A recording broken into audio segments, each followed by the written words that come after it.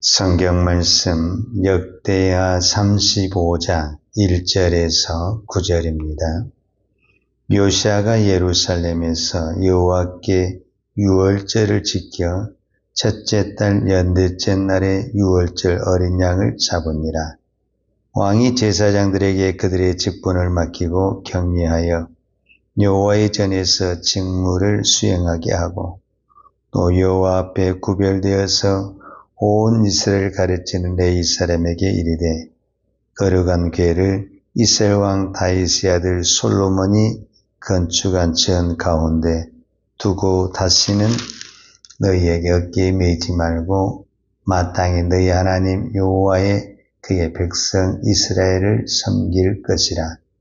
너희는 이스라엘 왕 다윗의 글과 다윗의 아들 솔로몬의 글을 준행하여 너희 족속대로 반열을 따라 스스로 준비하고 모든 형제 모든 백성의 족속의 서열대로 또는 레위 족속의 서열대로 성소에 서서 스스로 성결하게 하고 유월절 어린 양을 잡아 너희 형제들을 위하여 준비하되 여호와께서 모세를 통하여 전하신 말씀을 따라 행할지니라. 요시야가 그 모인 모든 일을 위하여 백성들에게 자기의 소유양 떼 중에서 어린 양과 어린 염소 3만 마리와 수소 3천 마리를 내어 유월절 제물로 주매 방백들도 즐거이 희생을 드려 백성과 제사장들과 레위 사람들에게 주었고 하나님의 전을 주장하는 자 일기야와 스가랴와 여이엘은 제사장들에게 양 2,600마리와 수소 300마리를 유월절 제물로 주었고 또 레위 사람들이 우두머리들 곧 고나나 그의 형제 스마야와 느다넬과 또 하사바와 여이엘과 요사밧은 양 5,000마리와 수소 500마리를 레위 사람들에게 유월절 제물로 주었더라. 아멘.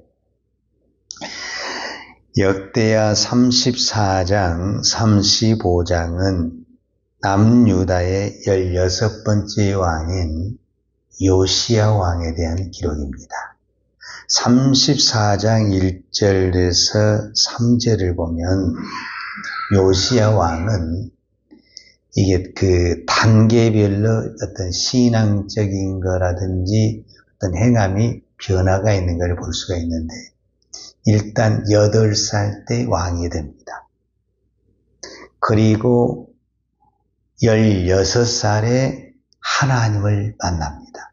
성경은 비로소 하나님을 찾았다 이렇게 표현했는데 그거를 오늘 우리식으로 표현하면 하나님을 만났다 이렇게 이야기합니다.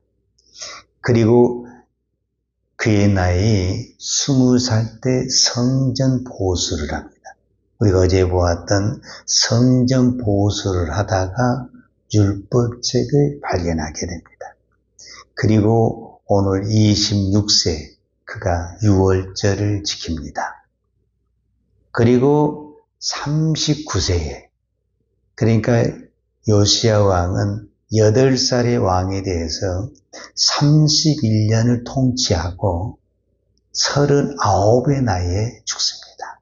그러니까 결코 장수였다 이렇게 표현할 수는 없어요. 그때 당시 나이에 비하면 지금 우리보다 훨씬 더 적게 살았다 이렇게 볼 수가 있는데 이제 내일 본문에서 요시야가 죽는 사건인데 그거는 우리가 그 유명한 갈그미스 전투라고 그래요. 사실 이 갈그미스는 남유다와 상관이 없었어요. 아수르의 입장에서는 나라가 점점점 기울어 가는데 이 북쪽에 있는 신흥 바벨론 제국이 너무 강하게 오니까 애굽을 끌어다가 바벨론을 치고 싶은 그런 방어 전쟁을 하려고 그랬어요. 그래서 애굽이 아수르를 도우러 올라오는 거예요. 그런데 이 애굽의 군사가 올라온 것을 이 요시야 왕이 나가서 올라오지 마라.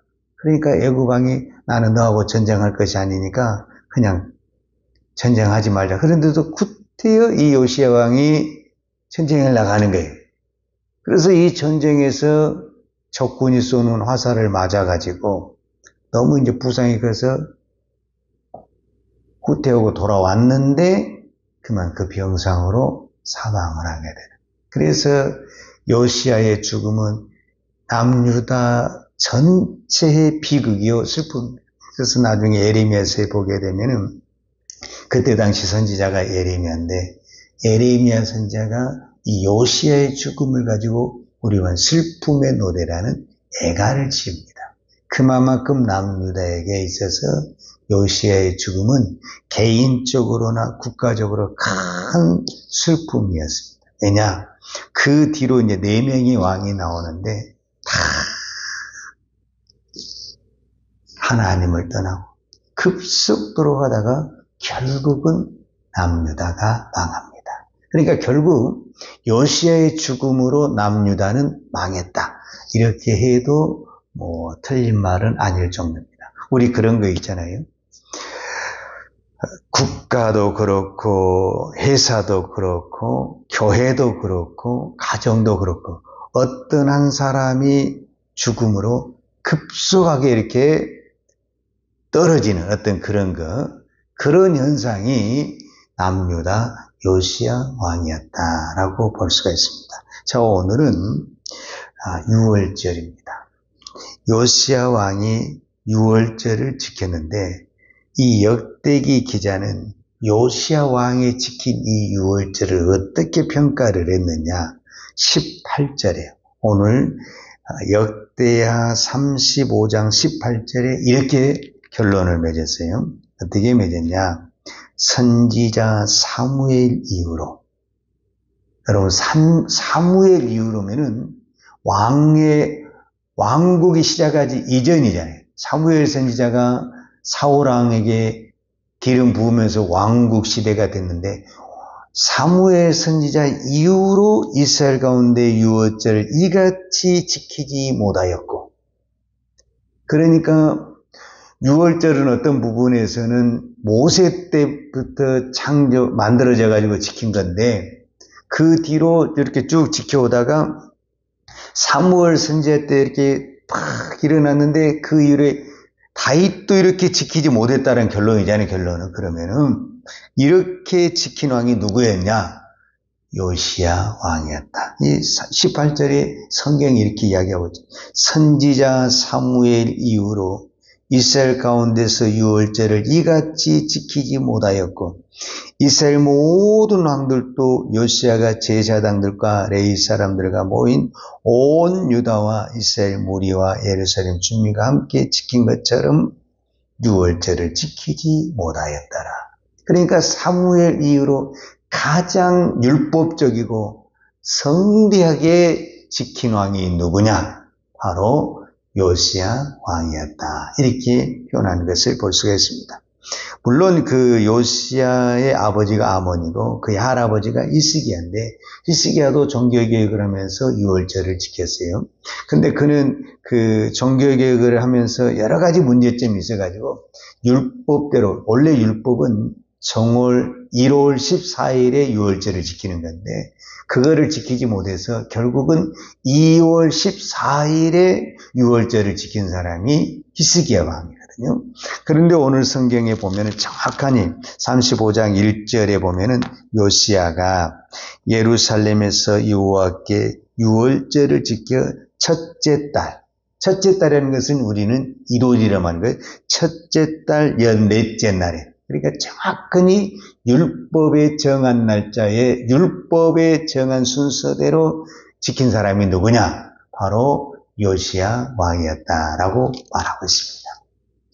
그러니까 우리는 이 새벽에 이 기도하면서 계속 내 자신과의 싸움이 뭐냐면은 내가 얼마만큼, 우리는 다 완벽할 수는 없지만은 내가 얼마만큼 하나님의 말씀에 가까이 가느냐.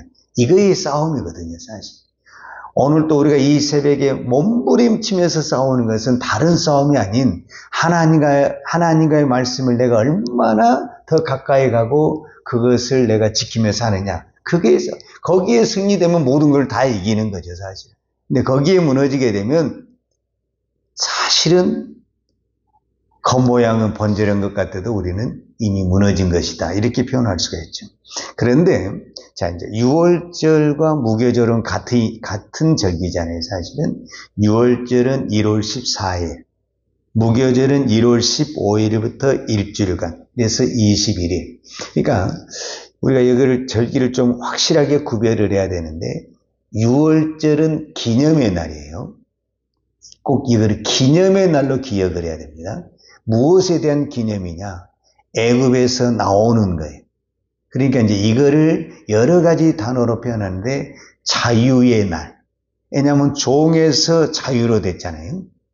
죽음에서 생명으로, 그러니까 사망에서 생명으로.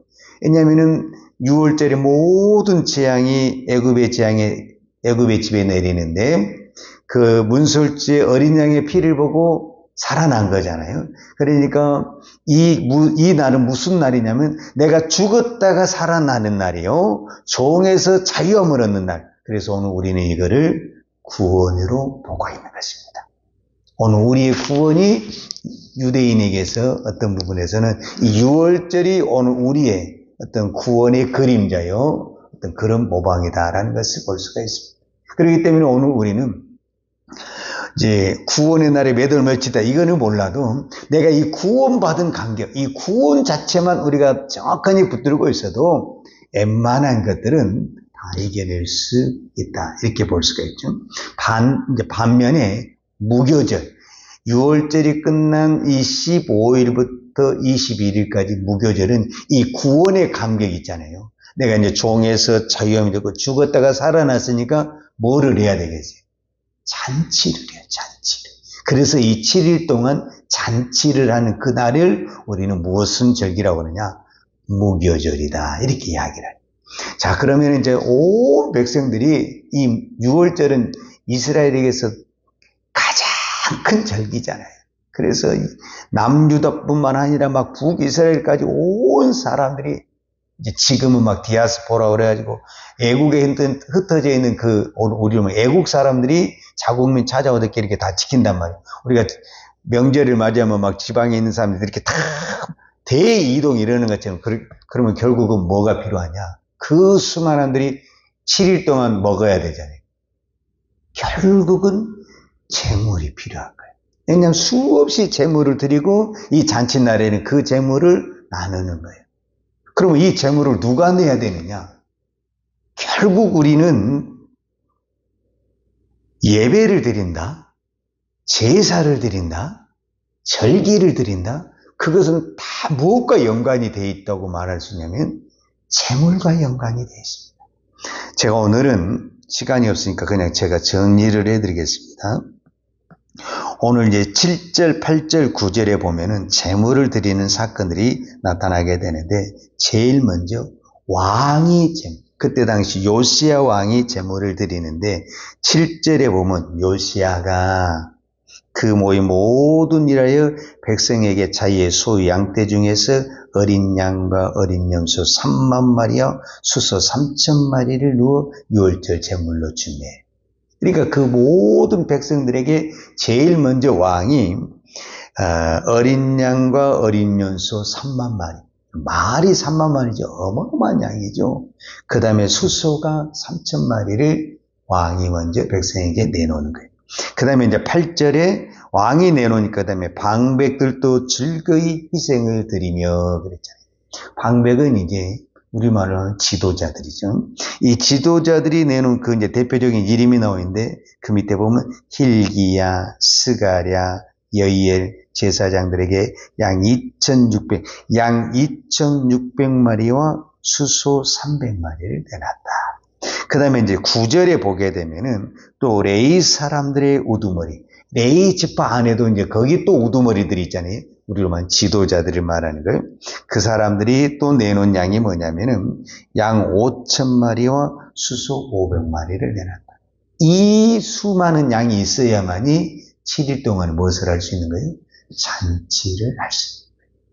그래서 여러분, 오늘 저와 여러분에게 이 예배를 드린다, 제사를 드린다, 절기를 드린다는 것은 반드시 무엇과 연관이 되어 있냐면 재물과 연관이 되어 있습니다.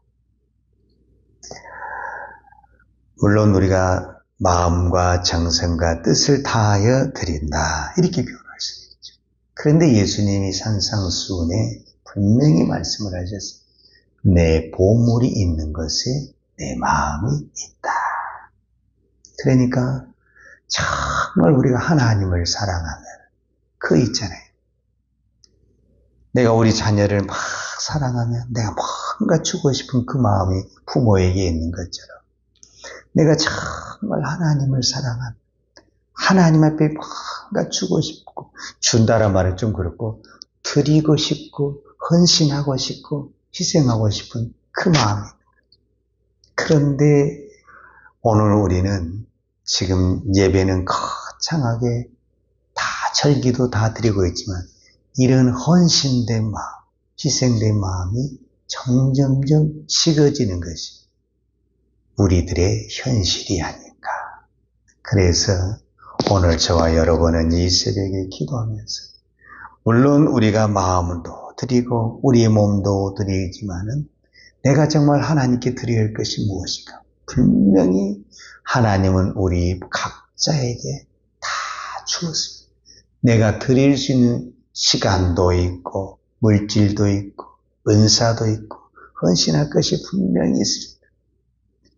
오늘 저와 여러분이 그것을 드리면서 진정으로 우리의 예배가 우리의 제사가 우리의 절기가 오늘 성경에 그 요시야 왕에게 표현된 것처럼 사무엘 선지자 이후로 요시아와 같은 왕이 없었다. 우리 일생을 돌이켜봤을 때 정말 우리는 하나님 앞에 헌신의 삶을 살았다. 과연 내가 이렇게 평가를 받을 수 있을까? 저도 어려운 부분이죠. 그러나 저도 늘 싸웁니다. 늘 우리는 신앙은 싸운 것 같아요. 겉으로는 표현하지만 늘 내 안에서 정말 어떻게 하면 한 걸음 더 가까이 갈까? 늘 자신과의 싸움. 그래서 때로는 내가 이길 때도 있고 또는 내가 죽어서 하나님의 말씀이 이길 때도 있지만 우리는 어쩌면 우리의 생명이 살아있는 동안 늘 내 안에 싸움이 아닌가 하는 생각이 듭니다. 오늘도 여러분 이 새벽에 이 신앙의 싸움에서 승리하기를 축복합니다. 기도하겠습니다. 걸어가신 아버지 하나님 감사합니다. 날마다 우리가 새벽을 깨우며 기도한다 하지만 아직도 내 안에는 하나님을 향한 온전한 마음보다는 내 욕심도 많고 내 생각도 강하고 내 주장이 강할 때가 참 많습니다. 하나님 오늘도 우리를 불쌍히 여겨 주옵소서. 긍휼히 여겨 주옵소서.